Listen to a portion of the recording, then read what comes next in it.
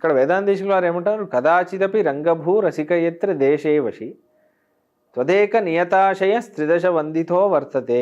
ఎక్కడెక్కడ స్వామివారి భక్తులు ఉంటారో, భక్తులుండి ఈ ఈ శ్రీరంగ మందిరాన్ని అనుభవిస్తూ ఉంటారో అదే శ్రీరంగం. శ్రీరంగం అంటే రంగనాథుడి కంటే కూడా శ్రీరంగం అనే గుడి ఉంది చూడండి, ఆ విమానం ఉంది చూడండి, దానివల్లే దానికి మహాత్మ్యం. శ్రీరంగం కంటే ఆ శ్రీరంగం అనే కోయిల్, ఆ మండపం ఉంది చూడండి, దానివల్లే దానికి మహాత్మ్యం. కాబట్టి తదక్షత తపోవనం తవచ రాజధానీ స్థిర సుఖస్య సుఖమాస్పదం సుచరితస్య దుర్గం మహత్. కాబట్టి అటువంటి ఆ శ్రీరంగం మీద ప్రేమతో ఒక వ్యామోహం కలిగి, ఒక ప్రేమ కలిగి, అలా దాన్ని ఎప్పుడెప్పుడు శ్రీరంగం వెళ్తాను, ఎప్పుడెప్పుడు ఆ శ్రీరంగంలో ఉంటాను అని శ్రీరంగానికి వెళ్ళి శ్రీరంగం గురించే ఆలోచించి ఆ రంగనాథుడి సేవలో ఎవరైతే ఉంటారో ఆ సేవలో ఉన్న వాళ్ళ యొక్క సంబంధం మనకు కలిగింది అనుకోండి, అదే శ్రీరంగం అంటున్నా.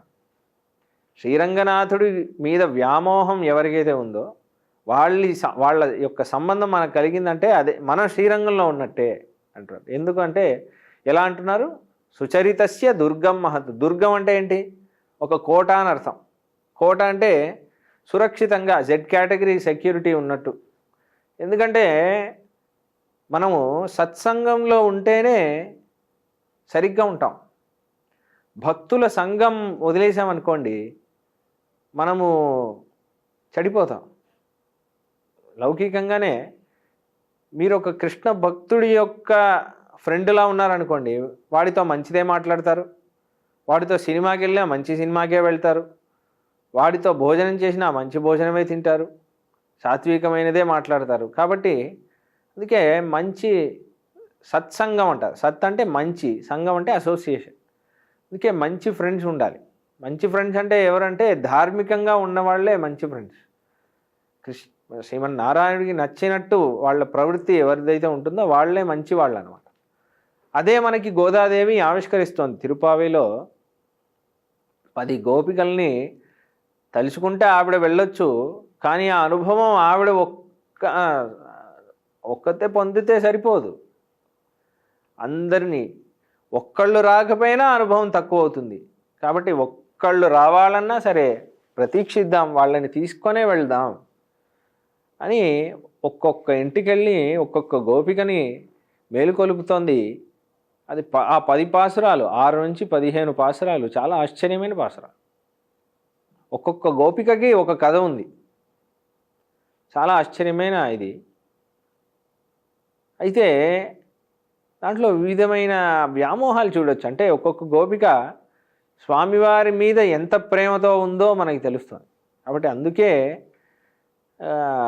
గోదాదేవి వాళ్ళని విడవకుండా స్వామివారిని సేవించాలి అనే ఒక దీక్షతో వెళుతోంది.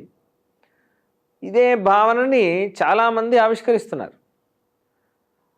అండ్రు ఎండ్రుగలో అణుగుం నాలే అని అంటారు కులశేఖర ఆళ్వార్.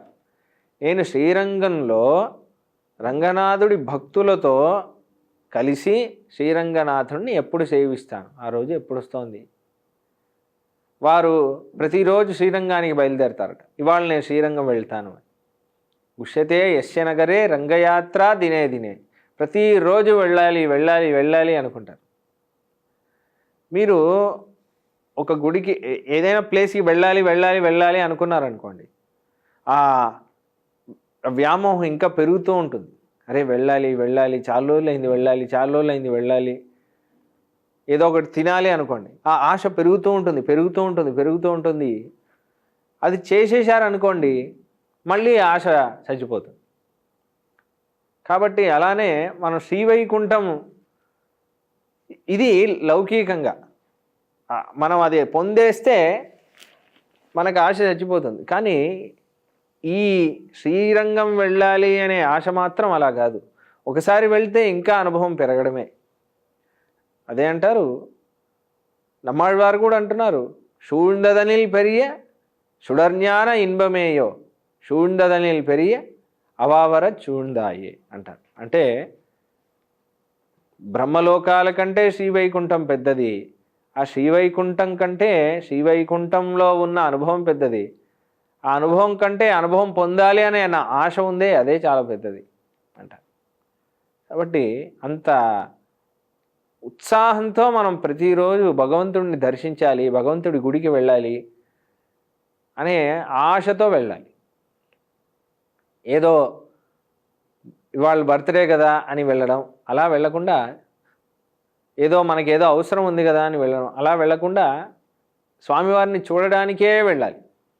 అదే కృష్ణుడు అంటాడు భగవద్గీతలో, చతుర్విధాం భజంతే మాం అని అంటాడు. 4 విధమైన వాళ్ళు తన గుడికి వస్తారు అని కృష్ణుడు అంటున్నాడు. తన దగ్గరికి అంటే ఇప్పుడు కృష్ణుడు గుడిలో వెలిసి ఉన్నాడు కాబట్టి మనం కృష్ణుడి దగ్గర వెళ్ళేటప్పుడు మనం 4 విధమైన వాళ్ళు వెళ్తామంట. ఆర్త, జిజ్ఞాసు, అర్థార్థి, జ్ఞానీచ భరతర్షభ అని అంటారు. ఆర్త, ఏదో ఒక బాధ ఉంది, ఎవరికి చెప్పుకోవాలో తెలియట్లేదు, సరే కొంతసేపు గుడికి వెళ్ళి దేవుడి దగ్గర చెప్పుకుందాం అని వెళ్తారు. దాని తర్వాత జిజ్ఞాసు, మతి బాగా ఉత్సాహంగా ఉంది, తెలుసుకోవాలని కుతూహలంగా ఉంది, దేవుడు అంటే ఏంటి, శాస్త్రం అంటే ఏంటి, కృష్ణుడు అంటే ఎవరు, ఈ గుడి ఎందుకు ఇలా ఆ క్వశ్చన్స్ అన్నీ ఉన్నాయి కదా, అవన్నీ తెలుసుకోవడానికి సరే గుడిలో వెళ్ళి అడుగుదాం అని గుడికి వస్తారు. జిజ్ఞాసు అంటే కుతూహలంతో క్యూరియాసిటీతో వస్తారు. ఇంకోవాడు అర్థార్థి. ఎక్కువ శాతం మంది మనం అందరం అర్థార్థినే. అర్థార్థి అంటే మనకేదో కావాలి, పెళ్ళవ్వాలి, వీసా కావాలి, దాని తర్వాత సంతాన ప్రాప్తి కావాలి, ఎగ్జామ్లో పాస్ కావాలి, ఇట్లాంటి కోరికల కోసమే వెళ్తాం గుడికి, బిజినెస్ డీల్ లాగా. ఇది అర్థార్థి, ఏదో కావాలి అందుకని కృష్ణుడి దగ్గర వస్తాం.